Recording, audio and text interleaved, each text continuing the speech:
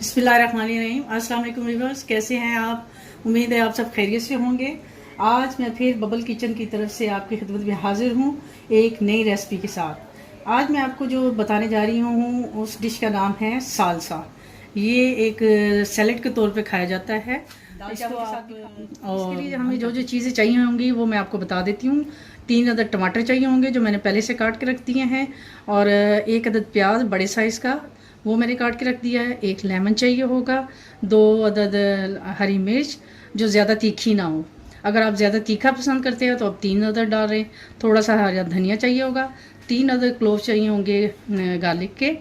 और इसके अलावा चाहिए होगा 1 चम्मच नमक, और हाफ़ टी स्पून चाहिए होगा लाल मिर्च। तो सबसे पहले हम इसको टमाटर को डालते हैं ब्लेंडर के अंदर। इसको ब्लेंड कर लेंगे बग़ैर इसमें पानी डालें।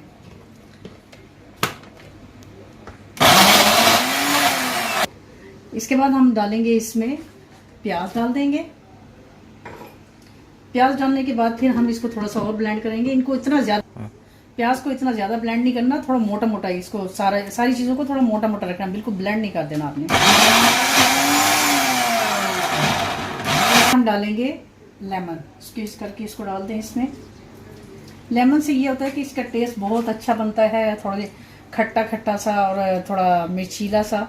तो अगर आप लोगों को ये मिर्ची अगर ज़्यादा पसंद है तो आप में वो तीखी वाली जो हरी मिर्च होती है वो भी डाल सकते हैं। मैं तो इतना ज़्यादा ना, मेरे बच्चे ऐसे इतना तीखा पसंद करते हैं तो मैं वो जो बड़े वाली मोटे वाली होती है ना हरी मिर्च वो डालती हूँ, जिसमें इतना तीखापन नहीं होता है। तो ये हमने लेमन डाल दिया बंद को।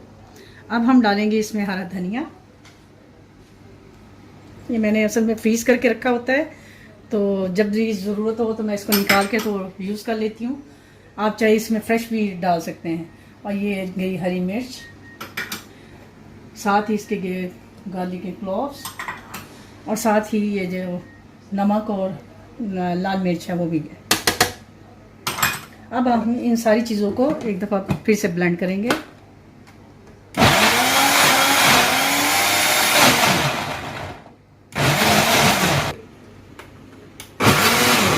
ये देखें हमारा सालसा तकरीबन तैयार हो गया है। अब मैं इसको बाउल में डाल के दिखाऊंगी आपको।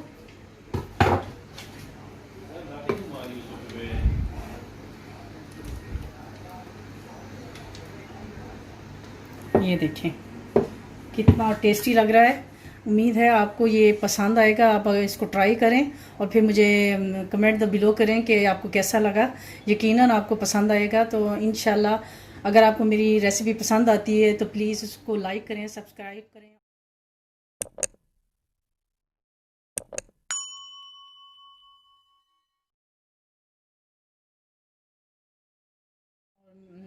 शेयर भी करें अपने फ्रेंड्स एंड फैमिली के साथ। इंशाल्लाह एक नई रेसिपी के साथ आपकी खिदमत में दोबारा हाज़िर होंगी। तब तक के लिए अल्लाह हाफ़िज़।